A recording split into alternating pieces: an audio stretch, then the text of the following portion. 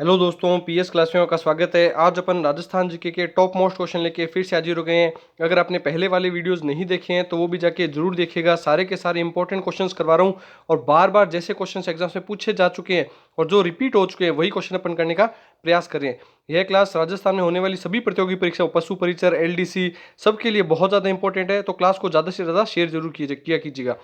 आज की क्लास शुरू करते हैं और आज की क्लास का टॉपिक होगा ब्रिटिश साम्राज्य। राजस्थान में जो ब्रिटिश साम्राज्य था और 1857 की क्रांति में जो ब्रिटिश ने कार्य किया था, क्रांति के दौरान जो कुछ हुआ था उसके ऊपर अपन डिस्कस करेंगे। तो क्लास शुरू करते हैं।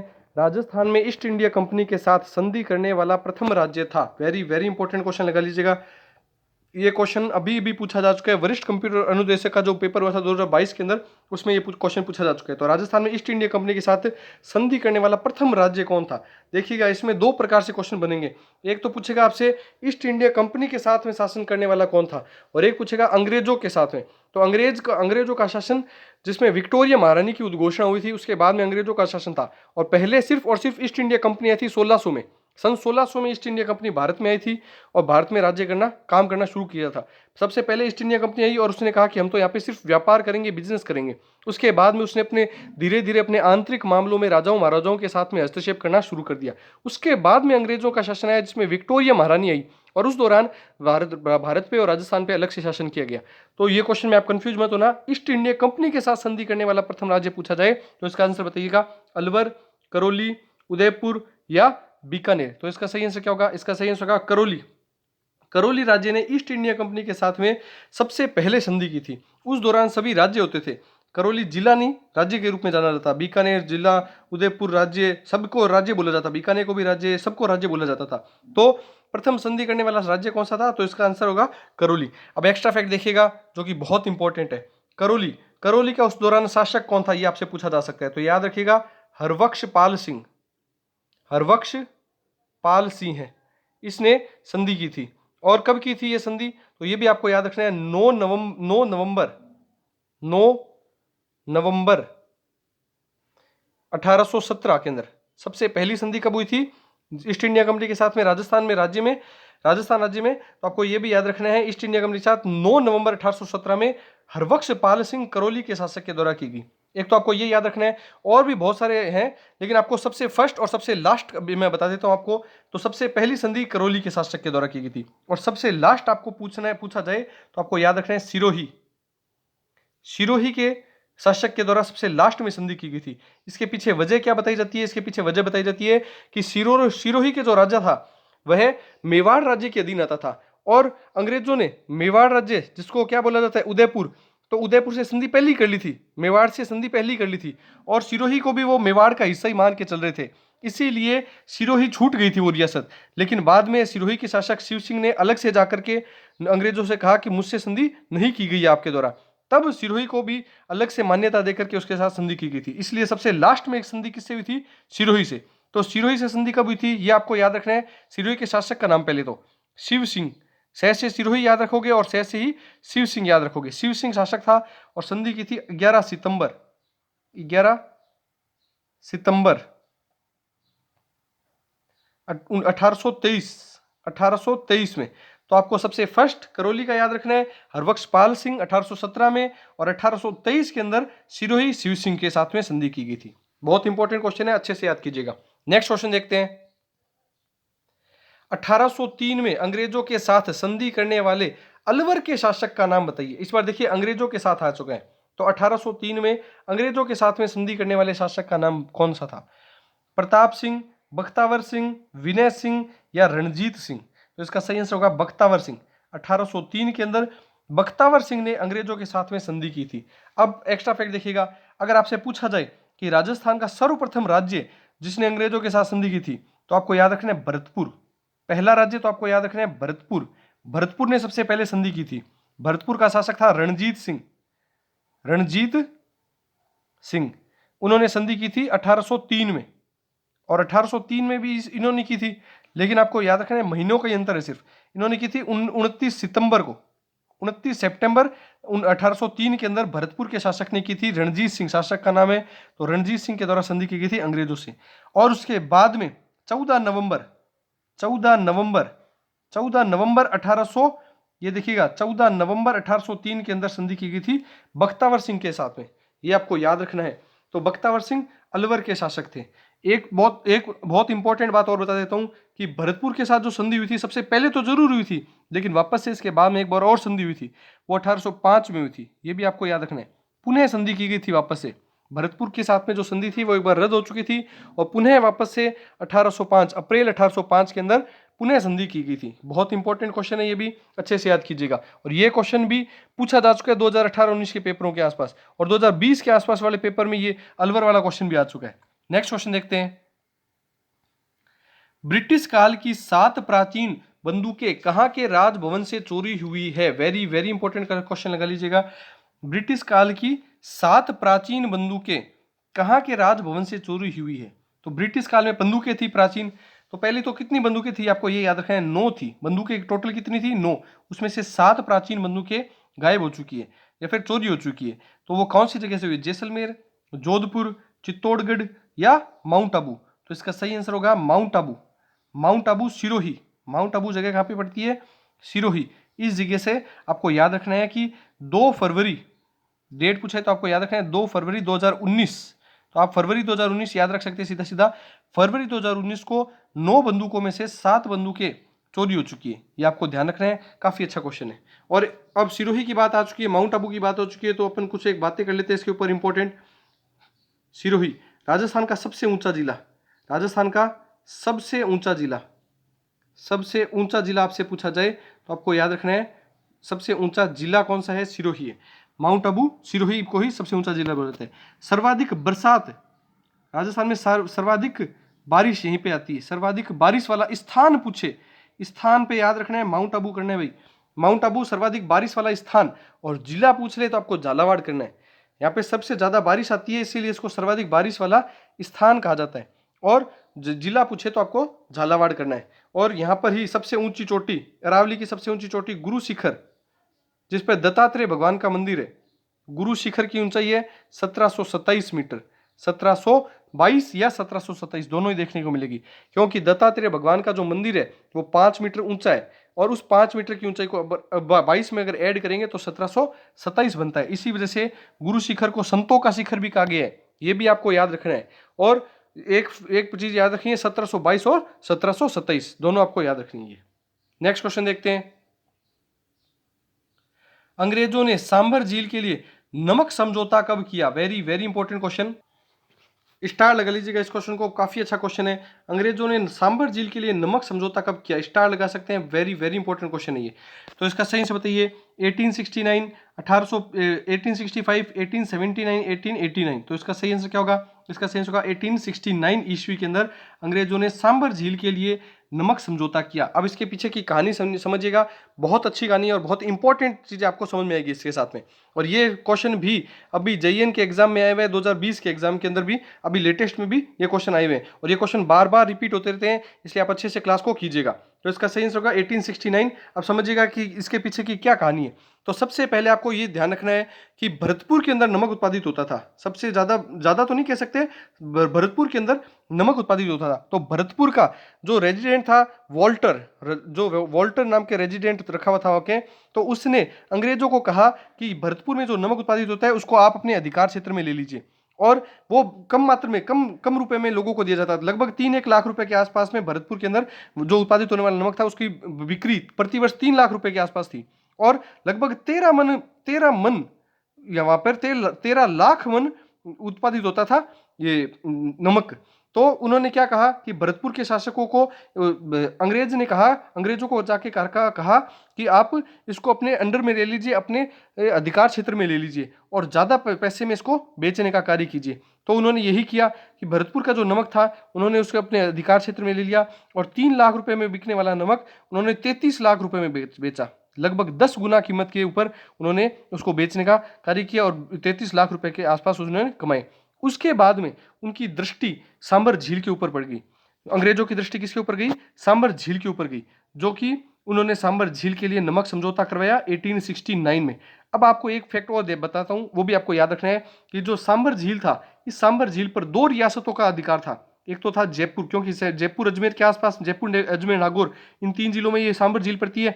और जयपुर के साथ साथ में जोधपुर रियासत का भी इसी के ऊपर अधिकार था।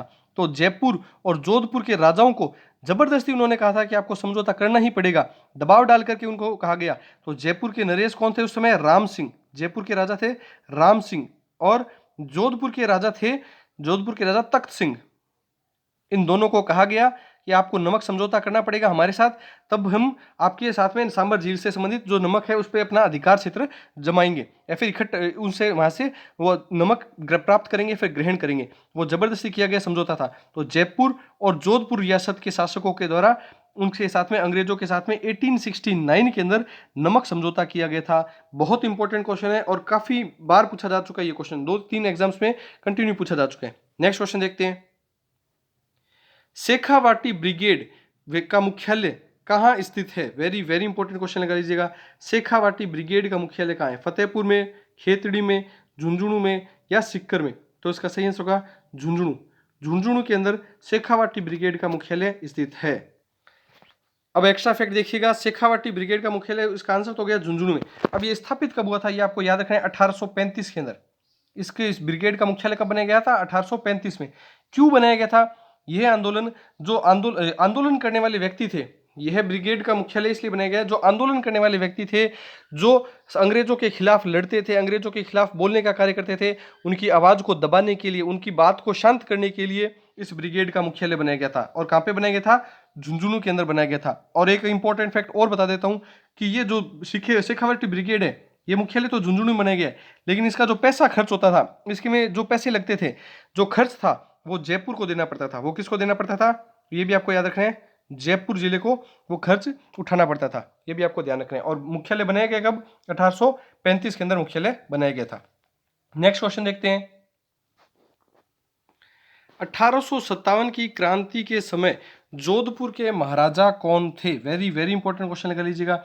ये क्वेश्चंस मैंने आपको पहले भी ऐसे वीडियोस करवाए हैं जिसके अंदर सारी की सारी 1857 की क्रांति रिपीट करवाने का प्रयास किया है, और बहुत ही सिंपल ट्रिक के माध्यम से भी मैंने बताया कि कौन कौन सी छावनियां थी, कौन उसके शासक थे, कैसे याद करना है, वो सब कुछ बताया। तो इसका सही से बताइए, 1857 की क्रांति के समय जोधपुर के महाराजा कौन थे? तो महाराजा तखत सिंह थे, और महाराजा राम सिंह थे, महाराजा अजीत सिंह थे, या महाराजा जसवंत सिंह थे? तो इसका सही आंसर होगा महाराजा तखत सिंह। जोधपुर के शासक महाराजा तखत सिंह उस दौरान में 1857 की क्रांति के समय जोधपुर के महाराजा थे।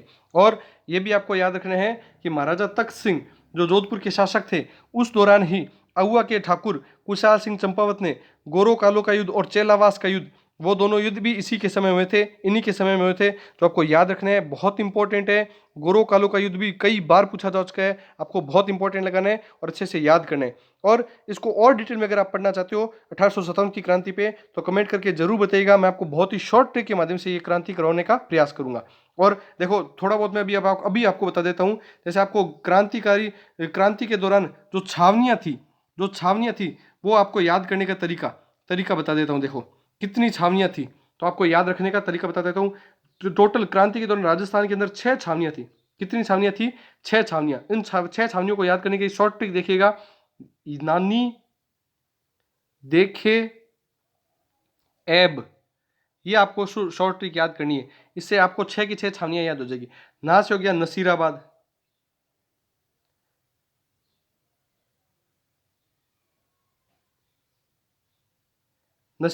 नी से हो गया निम्मच, जो कि अब एमपी में आता है, निम्मच। दे से हो गया देवली टोंक में जगह पड़ती है। खे से हो गया खेरवाड़ा, उदयपुर, खेरवाड़ा। ए से हो गया एरिनपुरा, जो कि पाली में जगह पड़ती है, एरिनपुरा। और बे से हो गया ब्यावर, जो कि अजमेर में पड़ता था और अब नया जिला बन चुका है। तो ना से हो गया नसीराबाद, नी से हो गया निम्मच, दे से हो गया देवली, खे से हो गया खेरवाड़ा, ए से हो गया एरिनपुरा पाली, बे से हो गया ब्यावर अजमेर। और ब्यावर अब नया जिला भी बन चुका है। तो आपको ये सारे के सारे आपको याद रखने हैं, बहुत ही ज़्यादा इंपॉर्टेंट है। और आप देखिए एक शॉर्ट ट्रिक के माध्यम से सारे के सारे याद रख सकते हैं। नेक्स्ट क्वेश्चन देखते हैं। और अगर आपको 1857 की क्रांति करनी है शॉर्ट ट्रिक से, तो कमेंट जरूर कीजिएगा। नेक्स्ट क्वेश्चन देखते हैं। नसीराबाद में विद्रोह करने वाली बटालियन थी। अभी भी अपन डिस्कस करके गए हैं कि नसीराबाद छावनी भी यहाँ पे ही थी। नसीराबाद जगह कहाँ पे पड़ती है? अजमेर में। ये आपको याद रखना है कि नसीराबाद जगह कहाँ पे पड़ती है, तो आपको याद रखना है अजमेर के अंदर ये जगह पड़ती है। तो इसका सही आंसर बताइए कि नसीराबाद छावनी में विद्रोह करने वाली बटालियन कौन सी थी? 15वीं एनआई, 30वीं एनआई, मेरवाड़ा बेटा बटालियन या मेवाड़ भील कोर, इसमें से कौन सी बटालियन उस दौरान नसीराबाद अजमेर में मौजूद थी? तो इसका सही आंसर है 15वीं एनआई।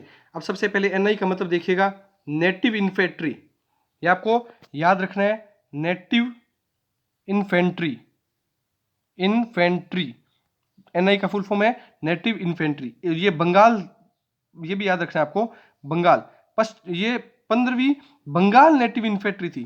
तो आपको पूरा नाम याद रखना है, 15वीं बंगाल नेटिव इन्फेंट्री, जो कि मेरठ से आई थी, जो कि आई कहां से थी उस दौरान, मेरठ से बुलाई गई थी। और सोचा था कि ये क्रांति की भावना इनमें उत्पन्न ना हो, इसलिए बुलाई गई थी यहाँ पर।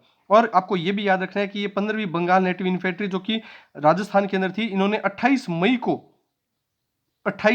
को इन्होंने क्या कर दिया था, विद्रोह शुरू कर दिया था। 15वीं एनआई ने, जो कि नसीराबाद में थी, जो उन्होंने 28 मई को 1857, 28 मई 1857, तो ये डेट बहुत इंपॉर्टेंट है, आपको अच्छे से याद रखना, 28 मई। तो राजस्थान में क्रांति की शुरुआत भी इसी दिन से मानी जाएगी, 28 मई 1857 को 15वीं एनआई बंगाल नेटिव इन्फेंट्री ने विद्रोह कर दिया था राजस्थान में। और सबसे बड़ी जो गलती थी अंग्रेजों की यही थी कि इस दौरान जो सारे गोला बारूद और जो कारतूस थे वो सारे के सारे अजमेर के अंदर ही रखे हुए थे, और उस दौरान उनको ये सबसे ज़्यादा सारे आसानी से उपलब्ध हो गए थे, इन बंगाल नेटिव इन्फेंट्री वालों को आसानी से उपलब्ध भी हो गए थे। तो इस वजह से इन्होंने विद्रोह शुरू कर दिया था, ये भी आपको याद रखना है। नेक्स्ट क्वेश्चन देखते हैं, कंपनी अधिकारी जिसका 1857 की क्रांति के दौरान कोटा में हत्या की गई, वेरी वेरी इंपॉर्टेंट क्वेश्चन लगा लीजिएगा। तो इसका सही आंसर क्या होगा बताइए कि कोटा में हत्या किसकी की गई थी? कंपनी अधिकारी, कौन सा अधिकारी था? कर्नल एबॉट, कर्नल सावर्स, मेजर बर्टन और मेसन। तो इसका सही आंसर क्या होगा? इसका सही आंसर होगा मेजर बर्टन। आपको याद रखना है, कोट का क्या होता है? बटन होता है, कोट का बटन। तो कोटा से आपको याद हो जाएगा, कोटा का बर्टन था। कौन था? बर्टन। देखिए ये सारी की सारी शॉर्ट ट्रिक से मैंने पहले भी आपको करवाई है, और अगर आप वापस करना चाहते हैं तो कमेंट कीजिएगा। तो कोटा से आप याद सकते हैं मेजर बर्टन की हत्या की गई थी, बहुत इंपॉर्टेंट है। और अब एक्स्ट्रा फैक्ट के ऊपर बात करते हैं कि जो कोटा रियासत थी, एकमात्र ऐसी रियासत थी जहां पे कोई सैनिक छावनी नहीं थी, और जनता ने खुद ने विद्रोह किया था। तो जनता द्वारा विद्रोह किया गया, ये आपको याद रखना है, जनता के द्वारा विद्रोह किया गया था। और 6 माह तक यहाँ पर अपने अधीन रखा गया, जनता के द्वारा 6 माह तक पूरे के पूरे कोटा को अपने शासन के अधीन रखा गया था। मतलब 6 माह तक सिर्फ और सिर्फ जनता ने ही अपना शासन चलाया था, ये आपको याद रखना है। अब और एक्स्ट्रा फैक्ट देखिएगा कि कोटा के अंदर कौन ऐसे शासक कौन थे जो मतलब मुख्य भूमिका में, नेतृत्व की भूमिका में थे? तो आपको ये याद रखना है, मेहराब खां। ये दोनों नाम बहुत इंपॉर्टेंट है, अच्छे से याद रखिएगा, मेहराब खां और लाला हरदयाल, लाला जयदयाल, सॉरी हरदयाल नहीं, जयदयाल, लाला जयदयाल और मेहराब खां दोनों ही ऐसे शासक थे, ऐसे नेतृत्वकर्ता थे जिन्होंने कोटा में क्रांति का नेतृत्व किया। कोटा में क्रांति कब हुई थी ये भी बहुत इंपॉर्टेंट है, ये भी आप याद रखिएगा, 15 अक्टूबर को हुई थी, 15 अक्टूबर 1857 में हुई थी, 1857 में ही ये हुई थी। तो 15 अक्टूबर आपको डेट याद रखनी है। 6 माह तक एकमात्र ऐसी रियासत जहां पर जनता ने शासन किया, तो ये भी आपको याद रखना है, कोटा। नेक्स्ट क्वेश्चन देखते हैं, ये सारे के सारे इंपॉर्टेंट क्वेश्चन है, एक बार आप रिवाइज जरूर किया कीजिएगा वीडियो को। जब भी आप पूरा वीडियो देख लेते हैं उसके बाद में वापस लगा के देखिएगा कि आपके कितने क्वेश्चन सही होते हैं। नेक्स्ट क्वेश्चन देखिएगा, स्वामी दयानंद सरस्वती के ग्रंथ सत्यार्थ प्रकाश का प्रकाशन कहाँ हुआ? स्टार लगा लीजिए, ये भी बहुत बार पूछे जा चुके हैं। स्वामी दयानंद सरस्वती जी से संबंधित क्वेश्चन बार बार एग्जाम्स में पूछे जाते हैं, ये आपको याद रखना है। तो इसका सही आंसर बताइए, जोधपुर, उदयपुर, जयपुर या अजमेर? तो इसका सही आंसर होगा, प्रकाशन कहाँ पे हुआ था? तो इसका सही आंसर होगा अजमेर के अंदर, प्रकाशन तो हुआ था अजमेर में। और ये लिखा कहाँ था? सत्यार्थ प्रकाश जो पुस्तक थी वो लिखी गई थी उदयपुर में, और प्रकाशन हुआ था अजमेर में, ये आपको याद रखना है। और स्वामी दयानंद सरस्वती जी ने स्व से संबंधित, स्वराज, स्व धर्म, स्व भाषा, स्व हिंद, स्व सब कुछ, मतलब जो भी स्व से संबंधित जो भी शब्द हैं वो सारे के सारे आपको याद रखने हैं कि स्वामी दयानंद सरस्वती जी के द्वारा ही दिए गए थे। और उदयपुर के अंदर एक बहुत इंपॉर्टेंट सभा का इन्होंने परोपकारिणी सभा की स्थापना की थी, ये भी आपको याद रखना है। उदयपुर के अंदर परोपकारिणी सभा बार बार पूछी जा चुकी है, ये आप नोट कर लीजिएगा सारे के सारे क्वेश्चंस। तो परोपकारिणी सभा की स्थापना कब की गई थी? 1883 के अंदर इनके द्वारा परोपकारिणी सभा की स्थापना उदयपुर में की गई थी। और एक फैक्ट और बता देता हूं कि इनकी मृत्यु भी यहीं पर अजमेर में हुई थी। स्वामी दयानंद सरस्वती जी की मृत्यु भी अजमेर में हुई थी। मृत्यु के पीछे कारण था कि जो जोधपुर के शासक थे जसवंत सिंह, जैसे जोधपुर और जैसे जसवंत सिंह, याद रखिएगा। तो जसवंत सिंह की प्रियसी थी नन्ही जान, वह नन्ही जान की उन्होंने बुराई की थी। उस दौरान जसवंत सिंह नन्ही जान के प्यार में पागल था, तो उस दौरान उन्होंने उन्हें धिक्कारते हुए डांटा था जसवंत सिंह को। तो नन्ही जान ने इनके खाने में जहर मिलवा दिया था रसोइये के साथ मिल करके, और अजमेर में इनकी 1883 के अंदर मृत्यु हो गई थी। ये आपको याद रखना है, 1883 के अंदर इनकी मृत्यु हो गई थी। और इन्होंने आर्य समाज की स्थापना भी की थी, ये भी आपको याद रखना है। आर्य समाज की स्थापना भी स्वामी दयानंद सरस्वती जी के द्वारा की गई है। और स्वामी दयानंद सरस्वती जी से बहुत इंपॉर्टेंट बातें अपन ने डिस्कस कर ली है। नेक्स्ट क्वेश्चन देखते हैं। किस शासक ने 1857 की क्रांति में सेना का नेतृत्व स्वयं किया? कौन सा शासक था जिसने सेना का नेतृत्व खुद किया था? बाकी कोई किसी राजा ने सब खुद से नेतृत्व नहीं किया था, उनके सेनापति लड़ रहे थे। तो कौन सा ऐसा शासक था जो खुद लड़ने के लिए गया था? कुशाल सिंह। तो कुशाल सिंह आप सबसे पहले बता देता हूँ, ये ठाकुर था, ये शासक नहीं थे, ये ठाकुर थे। वो भी अहुआ के ठाकुर थे, कुशाल सिंह चंपावत। और इनकी कुल देवी का नाम आप कमेंट करके बताइएगा। तो कुशाल सिंह ठाकुर थे। और सरदार सिंह बीकानेर के शासक, रणजीत सिंह जैसलमेर के शासक थे। और दलपत सिंह प्रतापगढ़ के शासक थे। तो इसमें से कौन सा शासक था जिसने नेतृत्व किया था? इसका सही आंसर होगा सरदार सिंह। बीकानेर के शासक सरदार सिंह ने खुद जाकर के लड़ाई की थी 1857 की क्रांति के दौरान। अब ये इंपॉर्टेंट फैक्ट और इंटरेस्टिंग फैक्ट याद रखिएगा, 1857 की क्रांति के दौरान यह राजाओं के साथ में नहीं थे, बल्कि जनता के साथ में नहीं थे, बल्कि ये अंग्रेजों के साथ में थे। ये आपको याद रखना है भाई। अंग्रेजों के साथ में इन्होंने अंग्रेजों के साथ दिया था, और अंग्रेजों की सहायता करने के लिए ये पंजाब तक चले गए थे। और पंजाब के अंदर जाकर के इन्होंने मतलब राजस्थान से बाहर जाकर के अंग्रेजों की सहायता की थी। और उससे बाद में अंग्रेजों ने अंग्रेज इनसे खुश हुए थे, और टिब्बी नामक परगना जो हनुमानगढ़ में पड़ता है, और 41 परगने इनको उपहार के तौर पर, गिफ्ट के तौर पर परगने दिए थे। ये भी आपको याद रखना है, बहुत इंपॉर्टेंट क्वेश्चन है ये सारे के सारे। और आपको कमेंट करके जरूर बताना कि आपको क्लास कैसी लगी है। वीडियो को जितना ज़्यादा उसके दोस्तों में जरूर शेयर किया कीजिए, चैनल को लाइक कीजिए, शेयर कीजिए और सब्सक्राइब कीजिए। Thank you.